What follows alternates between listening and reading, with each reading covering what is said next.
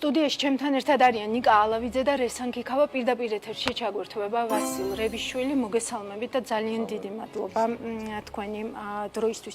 პირველ რიგში მინდა რომ თქვენი შთაბეჭდილებებით მოვისმინოთ, თქვენ ჩემთან ერთად უსმენდით ამ ინტერვიუს და რა მოხდა ყურს ყველაზე მეტად იმ აქცენტებიდან, რა აქცენტებით გაგვიზიარა, ესე ვთქვათ, არვინდ რამაკრიშნანმა. რესან დავიწყებ თქვენგან და შემდგომ მიკროფონს. არაფერი არ იყო პრინციპში ეს ახლა დიდი ინსტიტუცია და ამას რაღაც დრო სჭირდება იმისთვის, რომ დაგვეწიოს, ასე ვთქვათ, დაეწიოს იმ რეალობას, რომელიც საქართველოშია, რომელზეც ჩვენ ვსაუბრობდით სულ ამ ხნის განმავლობაში და სწორედ ეს არის ახლა ჯერ კიდევ სრულფასოვნად არ არის და მაინც დიპლომატიური ენა ჭარბობს მის შეფასებებში, სინამდვილეში გაცილებით უფრო რთული არის ვითარება ჩემი შეფასებით და ძალიან სამწუხაროდ ეს ტრენდი, რასაც ჩვენ ხედავთ, ანუ ეს გრძელდება და ესა თქმა უნდა აისახება ნელ-ნელა ნაბიჯ-ნაბიჯ აისახება ყველა იმ შეფასებაზე, თქვათ საერთაშორისო ინსტიტუტების მხრიდან, რომელსაც უბრალოდ ვერ ავწდებით.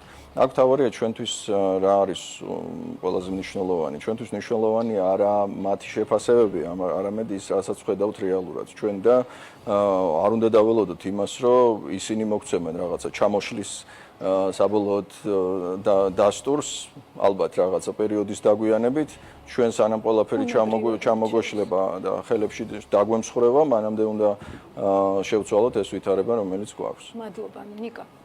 მადლობა, ვეთანხმები რესან სრულიად. ეს განცხადებები და ეს დასკვები, რაც იყო უბრალოდ ყურში უფრო მეტად მოსახვედრი იყო ის, რომ ცოტა რომ გაბრაზდება ადამიანი, ცოტა ეს ძველ ანეკდოტს გავიხსენებდი სანთელს წამალ მედიკამენტთან დაკავშირებით, დაახლოებით ესეთი ის მოვიდა, რომ ცოტა უკვე ისეთი დიპლომატიური აგრესია იგრძნობოდა უკვე ამ საუბარში, რომელიც ღია გახდემთ, თუ კიდევ ერთხელ ეს არ არის პოლიტიკური ორგანიზაცია, არც ფიჩი, არც მოდისი, არც საერთაშორისო სავალუტო ფონდი, თუმცა ბოლო განცხადებები მათი მხრიდან არაზეპირი წერილობით, რომელიც უფრო ფუნდამენტურია და უფრო ხელმოსაკიდია და გვაძლევს საშუალებას კარგად გააზრების, შეიცავდა უკვე პირდაპირ პოლიტიკურ გზავნილებსაც და ამ ნაწილში არის ზუსტად ის მონაცემები, რომელიც ასეთ ჩვენ საუბრობთ უკვე დიდი ხანია, ეს არ არის რაღაცა წინასწარმეტყველების ნაწილი, არც რაღაც განსაკუთრებული უნარების და თვისებების ქონის საშუალებიდან გამომდინარე, ყავაში კარგად არ ვიხედებით, ეს არის ძალიან ლოგიკური, ძალიან პრიმიტიული, მოდი ასე ვთქვათ, ანალიზის საფუძველი, რომელიც გვაძლევდა იმ საშუალებას, რასაც ჩვენ ვამბობდით და უბრალოდ უფრო ცოტა სხვა და უფრო ძლიერი ინსტიტუციური გადასახედიდან დამტკიცდა, რომ ეს არის ინერციის შედეგი, ეს არის გაუაზრებელი, ბრუტალური, ძალიან მძიმე კორუფციული, კრეპტოკრატიული მიდგომების შედეგი და თუ მე ამ გავაგრძელებ თავის თქმას კედელზე და ინტენსივობას გავზდი, რა თქმა უნდა, ჩემი თავი უფრო მეტად დაზიანდება და მეც უფრო მეტ ფიზიკურ დაზიანებას მივიღებ. ვერესანის კიდევ ერთხელ გავუსვოდე ხას და ვეთანხმები, რომ ჩვენ არ უნდა ველოდებოდეთ ასეთ განცხადებებს, ამის იქით სხვა განცხადებები, სხვა ქმედებები იქნება და გაუარესება. სრულიად გაუგებარი იყო, რისი თქმა უნდა და ეკონომიკის, ეგრეთ წოდებული ეკონომიკის მინისტრს, ანუ ვისაბრალებენ ამაში, არაკვალიფიცირებაში, ან მუშაობა მეტი ჭირდება, ვინმე ხელს უშლის ამ ხალხს. ეს უბრალოდ ეს არის თვითდაზიანება გრძელდება, ძალიან მძიმე და ბრუტალურ ფაზაში გადავიდა გუშინდელი დღიდან, სრულიად უკანონო დანაშაული, ანუ ამ ადამიანმა, ამ ახალგაზრდა ადამიანმა, ჩემი შვილის სტოლი არის ზუსტად რაღაცა წკეპლა თავდაცვისთვის შეშინებულმა მოუქნა ვიღაცა გაზულუქებულ მილიციონერს, რომელიც სრულად ეკიპირებულები იყვნენ და მაგის გამო 5 წელს ჯიან და ის რომ ჩემი შვილი ასევე ამ მათე სტოლი, რომელსაც პირდაპირ ეთერში გაუსწორდნენ და მის სტოლებს და 400-მდე ადამიანს პირდაპირ რამაც ძალიან მძიმე რეპუტაციული დარტყმა მიაყენა ქვეყანას. ძალიან მძიმე პირდაპირ გაგებით. ზუსტად მაკადრებით დაიკარგა ძალიან დიდი საინვესტიციო გარიგება, რომელშიც უშუალოდ მოვიყავით ჩართული და მტკიცებულებები, ხელშეკრულებების დონეზე შემიძლია წარმოუდგინო, ხო? ეგ საუბარი არ იყო რაღაც პატარა და ჰარალოტიპებზე და ამ საკითხებისთვის არავის სამართლებრივად უბრალოდ განცხადებაც არ გაუკეთებია ამას. და ანუ სად ვართ, რაში ვართ?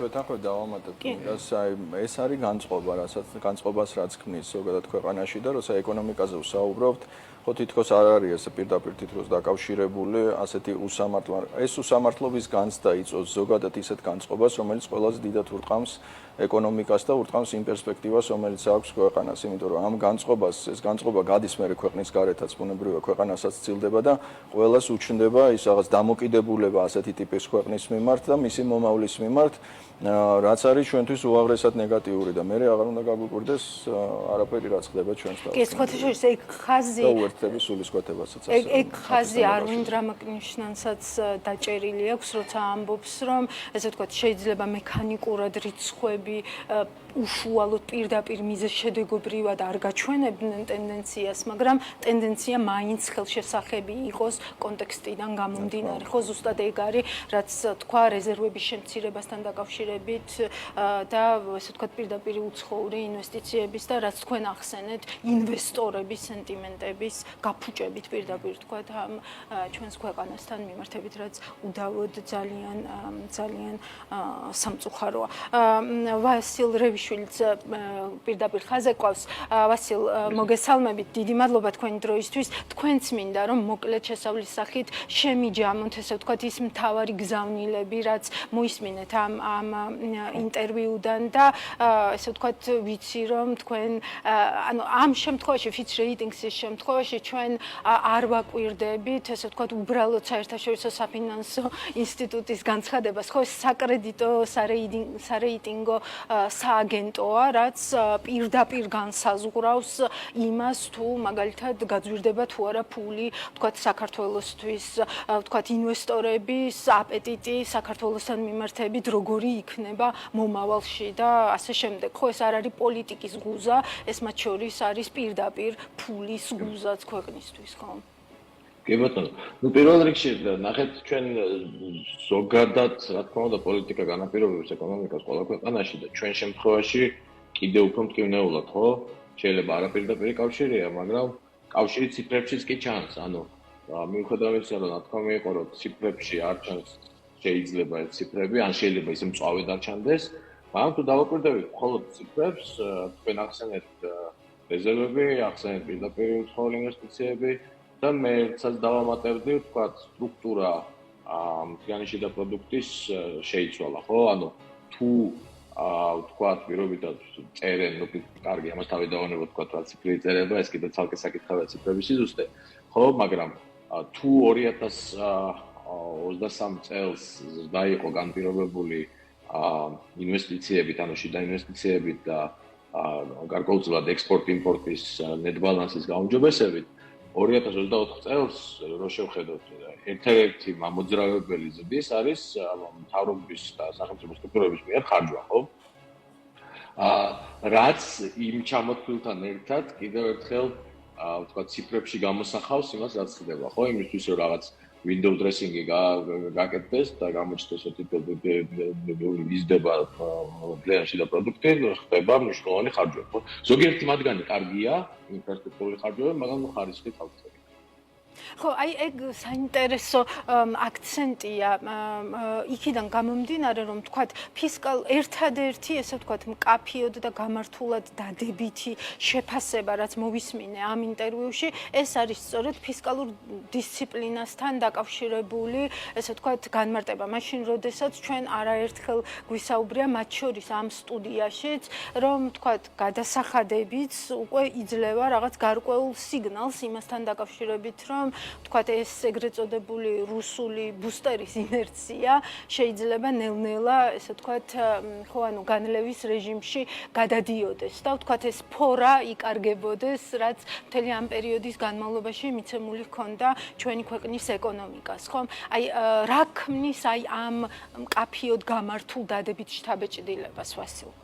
ნუ ციფრები გარკვეულწილად, ხო, ანუ გადასახადები შემოდის მიუხედავად იმისა, რომ თქვა სიტუაცია ასეთია, ვერ ვიტყვით, რომ ეკონომიკა გაჩერებულია, პირობითად ეკონომიკა მუშაობს, ვინაიდან ეკონომიკა არ არის, ასე ვთქვათ, დავიძინე, გავიღვიძე და კრიზისში აღმოჩნდი, ინერცია დიდი ხანი გრძელდება, ბიზნესები ჯერ კიდევ ალბათ თუ კარგად ვთქვათ მუშაობენ, მიუხედავად იმისა, რომ კიდევ ერთხელ აღნიშნავ, ხო, 2024 წელს შიდა ინვესტიციები, ვთქვათ, რაც შეადგენს იმას, ხო, არ გაიზარდა, რაც იმას ნიშნავს, რომ მხოლოდ მოკლევადიანი ვთქვათ, დაბანდებასაც არ დავარქვა, შეიძლება მარაგების ნატება იყოს, ვთქვათ, რაღაც რასაც აკეთებს ბიზნესი, ხო? ანუ გრძელვადიანი გეგმები და გრძელვადიანი ინვესტიციები შეჩერდა. შესაბამისად, უკვე ვთქვათ, 1 წელიწადში, 2 წელიწადში თუ ასე გაგრძელდა, ხო? გარდაუვალია, რომ ვთქვათ, როგორც მინიმუმ ზრდა ვერ შენარჩუნდა. მადლობა ვასილ მოგიბრუნდებით. ნიკა თქვენთან წამოვალ ასე ვთქვათ ვასილის ასე ვთქვათ მსჯელობის ხაზი რომ გავაგრძელოთ. მიუხედავად იმისა რომ არვინ რამაკრიშნანი ამ ინტერვიუში სულ ამბობს რომ საქართველოს ეკონომიკური ზრდა მაღალია, ასევე სულ ამბობს კიდევ ერთ ფრაზას, რაც ჩემს კურსს ნამდვილად მოხვდა, რომ თუ დავრწმუნდებით რომ ეკონომიკური მედეგობა შენარჩუნებულია ქვეყანაში გრძელვადაში, მიუხედავად აი ამ შიდა პოლიტიკური ვითარებისა, ხო? ანუ ამ დარწმუნებაზეც მათ შორის გადის საბოლოო ჯამში ის, რომ პერსპექტივა დღეს ქვეყანას ამ რეიტინგის მიხედვით, მიუხედავად იმისა, რომ თვითონ რეიტინგი 2B რეიტინგია, რაც მოდი ვთქვათ, რომ საინვესტიციო რეიტინგი არ არის, მოდი ვთქვათ, რომ ძალიან ბევრი წლის განმავლობაში საქართველოს ამ რეიტინგზე არის გაყინული და სანამ ესე ვთქვათ, კურსის რადიკალური ცვლილება მოხდებოდა, ყველას ჰქონდა იმის იმედი, რომ შესაძლებელი იყო, ესე ვთქვათ, იმ ორი ნოჩით, ესე ვთქვათ, აცოცება ამ რეიტინგზე. ხო, ეს იყო გლობალურადაც და ადგილობრივადაც ეს იყო შეფასებები და ამის ნაცვლად დღეს ჩვენ გვაქვს რეიტინგი, რომელიც არის ნეგატიური და რომელიც თავად ფიჩის შეფასებით ბოლო პერიოდში, ძალიან მოკლე პერიოდში ჩამოვიდა პოზიტიურიდან ნეგატიურამდე, ხო? კი, ზუსტად ეგ არის და ვეთანხმები სრულიად ასოს. პირველ რიგში ეს რომ ეკონომიკა საკმაოდ მძიმე ცხოველია, კარგი გაგებით ვთქვათ, გარხდება წამიერი და წუთიერი გადაწყვეტილებები, ციფრების манипуლირების ყველაზე ნათელი მაგალითი, რაც ყველა მხატვრული კინემატოგრაფიითანაც კი გაიგო ადამიანებმა, ყველაზე მთავარი ეს უძრავი ქონების საპრინც ბუშტის კრიზისი იყო 2008 წლის ამერიკის, რომელიც ვიცით, ციფრები იყო იდეალური იქ და ეს ციფრები 2008 წელს არ გასკდა უცბად. ის დაიწყო ბოლო 5 წლის განმავლობაში სისტემურმა გახარბებულმა საინვესტიციო შესაძლებლობებმა და ადამიანმა სიხარბე მიიყვანა იქამდე და იგივე რაღაცა კორუფცია, თუმცა არა სახელმწიფოებრივ დონეზე, არამედ უფრო კორპორატიულ დონეზე. რასთან ჩვენ ახლა გვაქვს საქმე, გვაქვს ჩვენი ქვეყნის ეკონომიკაზე და ცოტას ვიდავედი ისე მაგნაწილში, იმიტომ რომ მაშინ იყო ხო გახსოვთ ეს არის. ნუ იქაც რაღაც ახალი გარდამავალი პერიოდები იყო, რაღაც ახალი. კი, აუცილებლად და ეს ხელმისაწვდომობა და რაღაცა ბუტაფორიის შექმნა. ჩვენ ზუსტად ამ ბუტაფორიაში ვართ. ობიექტურად რომ მივიჯეროთ, რა ზედგას ჩვენი ეკონომიკა, თუნდაც ეს ფისკალური დისციპლინა.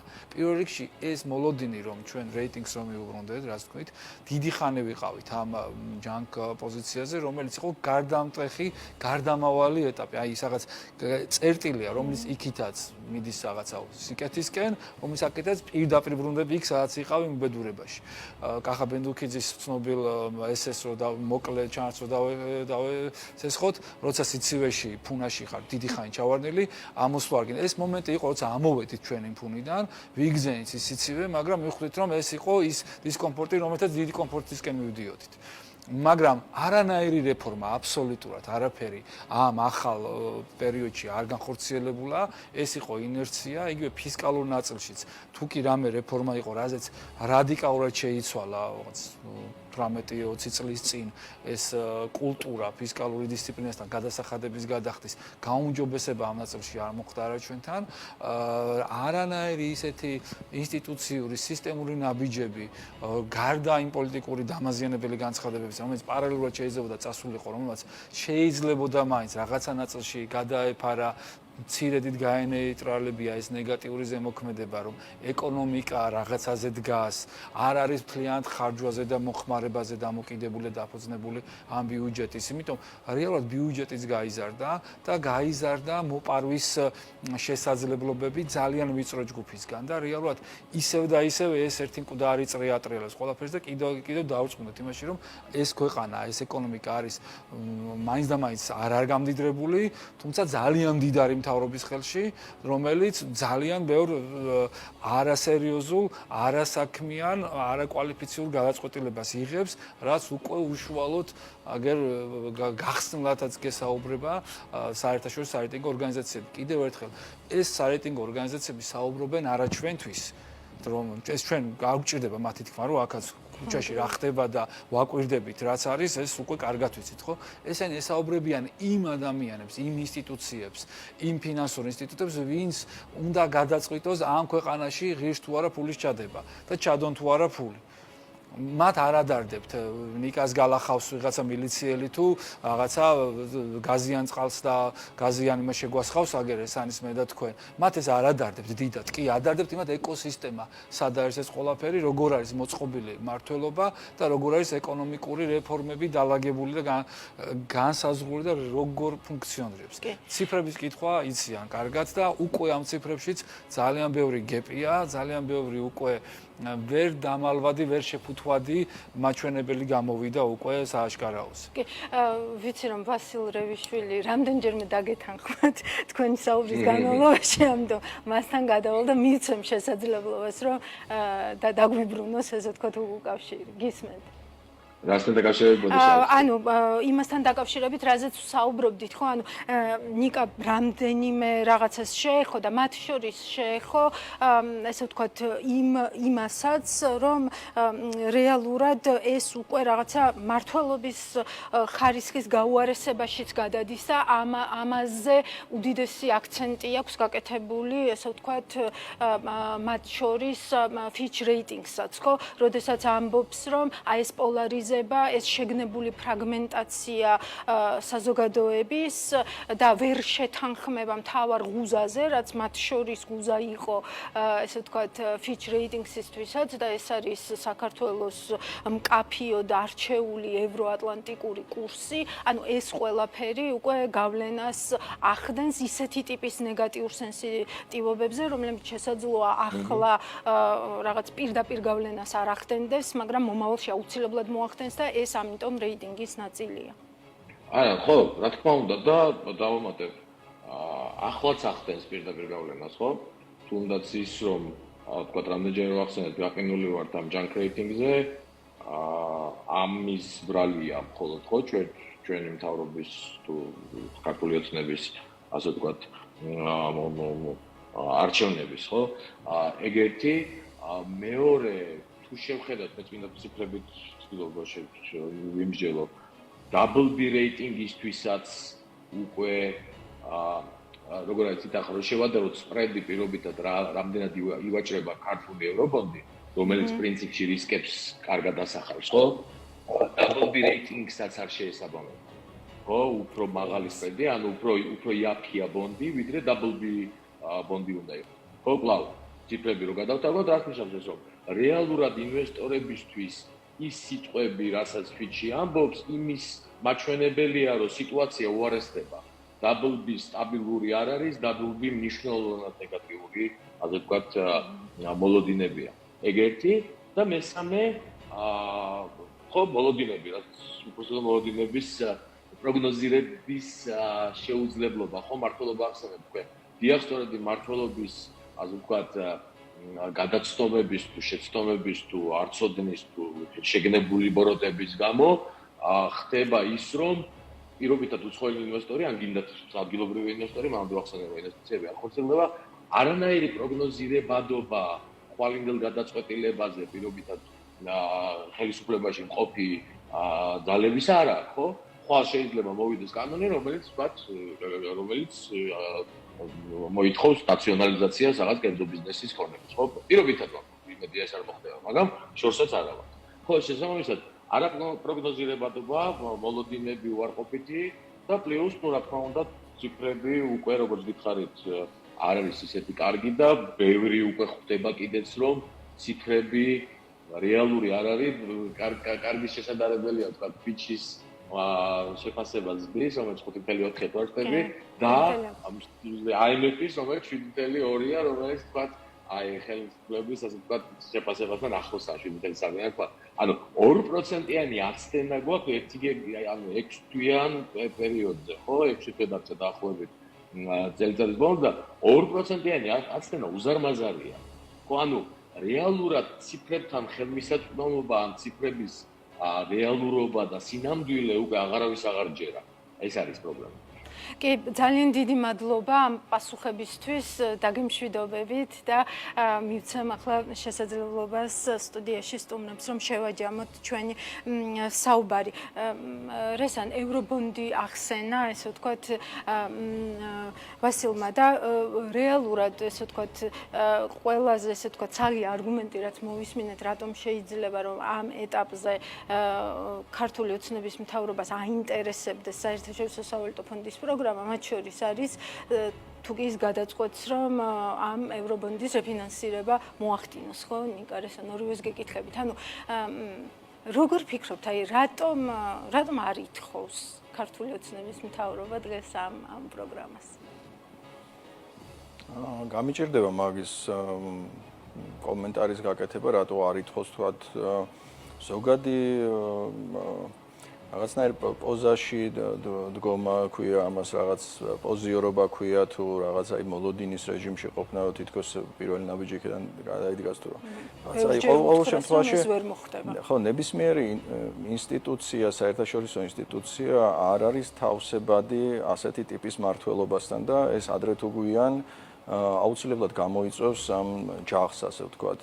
და რაც რა თქმა უნდა ქვეყნისთვის არის ძალიან დამაზიანებელი, იმიტომ რომ შეუძლებელია შენ ერთი ხელით აშენებდე ავტორიტარიზმს და ვთქვათ ყველა ინსტიტუტის უზურპაციას ახდენდე ძალაუფლების და ვთქვათ კონსტიტუციიდან იყო გასული და ასე შემდეგ და შემდეგ იყო სანქცირებული და ნუ რაც ფაქტია, ხო ის ხო არ არის რაღაც შეფასება, ხო ეს არის ფაქტი უმძიმესი ფაქტი, რომელიც არ არის თავსებადი არც ერთ საერთაშორისო რაღაც სტანდარტთან. ჩვენთან თავსებადი ახლა სტანდარტების თვალსაზრისით ეს არის აღმოსავლური სამყარო, რუსული სამყარო შეიძლება დავარქვათ, ხო, უფრო მეტად, ასევე ავტორიტარული რეჟიმები, ოღონდ არა ის რეჟიმები, რომელზეც გვესაუბრებიან, რომ თითქოს მათთანაც ახლოს ვიქნებთ, მათთანაც ახლოს ვერ ვიქნებთ.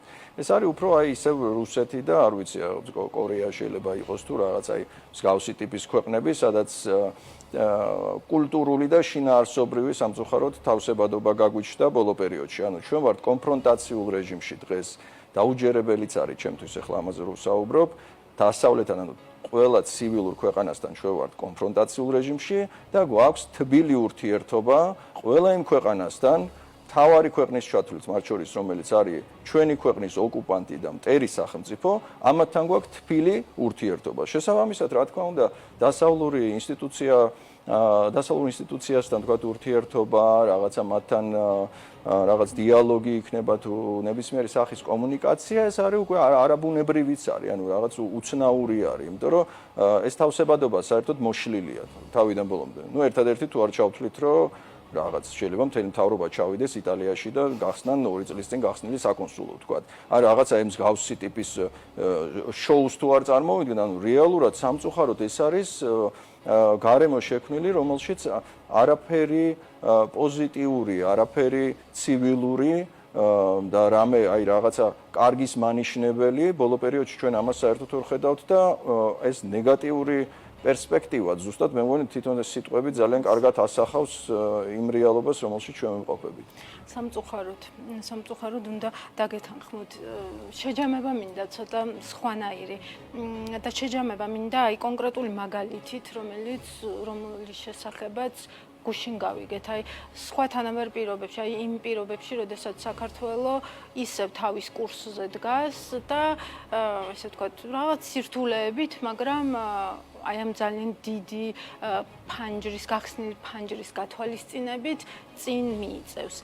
NVIDIA-ს ექნებოდა თუ არა არჩევანი სომხეთსა და საქართველოში. კი, ეს არჩევანი იყო, ეს არის რეალური, ამ არჩევანზე ციდან მოწონას აღვაქვს, ამ უშუალოდ მიწერ-მოწერაში მე ვიყავი ჩართული და მქონდა პირადად ამისი ბედნიერება და მაგის გარდაც კიდევ რაღაცა მე უშუალოდ მე კი არ გავაკეთე ის ხალხი, ვინც კვალიფიციური და კიდევ არიან იმ სამსახურებში, იყვნენ ძალიან დაბლა და ძალიან არიან უკვე მსხვერპლი, აი მართლა არაკომპეტენტური ლიდერშიპის ქვეშ და მიკოს კიდევ რაღაცები ჩერდება. იქ ბევრი რაღაცა მოხდა, ამაზე იყო გახსნილი, ეს არ არის გუშინდელი საუბარი, ჩვენ გვხსმენია, რომ კარგი დიასპორა, პირველ რიგში უროცავ ჩვენს მეზობელ სახელმწიფოს და ბატონ სომხეთის პრეზიდენტს ბატონ ნიკოლს ამ დიდ წარმატებას, რომელიც არის ძალიან კონკრეტული, გრძელვადიანი, გეგმაზომიერი საქმიანობის შედეგი. რომელიც რა თქმა უნდა რეგიონში მარტივად რომ გითხრათ, სომხეთში ინტერნეტი ხდება საქართველოს გავლით. საქართველოს გავლით ხდებოდა აქამდეც, მაგრამ ჩვენმა სახელმწიფომ და იმ ძალიან მძიმე კორუფციულმა გარიგებამ საქართველოს დააკარგინა ეს ინტერნეტის წყარო, რომელიც ახლა ხდება ისევ ჩვენი გავლით, უბრალოდ ჩვენ ვიყავთ ფიზიკური გამტაროთ. არანაირი კავშირი და ურთიერთობა ამ წყაროსთან ჩვენ არ გვაქვს. ერთ-ერთი მარტივი მიზეზი. ამიტომ კი შეიძლებოდა იგივე თვით მარქვიას თქვათ მინისტრები და ასე შემდეგ ასე საუბრობენ და საყოდურს გვეუბნევიან დანარჩენ მოკვდავ ადამიანებს ამ ქვეყანაში, მათ საქმეს ისინი ვერ აკეთებენ. ერთია რომ არ აქვთ მათ ამისი პოლიტიკური, უკვე არანაირი მორალური საზირკველი საფუძველი აღარ გააჩნიათ ამ ინსტიტუტებს მუშაობის და შესაბამისად NVIDIA არ არის ერთი კონკრეტული CEO-ს კომპანია, რომელსაც გემის კაპიტანი ითხოვს და იქით მიცურავს. ეს არის დიდი ბევრი ინვესტორისგან შემდგარი კომპანია, რომელიც ვალდებულია მისი გადაწყვეტილებები კი დააფუძნოს ისეთ გადაწყვეტილებებზე, რომ გარემოში შედეს, რომ რა გარემოში უნდა იმოქმედოს, რა ლეგალური, რა ადამიანის უფლებების დამცვა და ასე შემდეგ გრძელი პროცესებია. უღრმესი მადლობა. მადლობა ამ საინტერესო საუბრისთვის. ვასილ რევიშვილი, ნიკა ალავიძე, რესან ქიქავა საუბრობდნენ თქვენთვის პირდაპირ ეთერში. მადლობა მათ.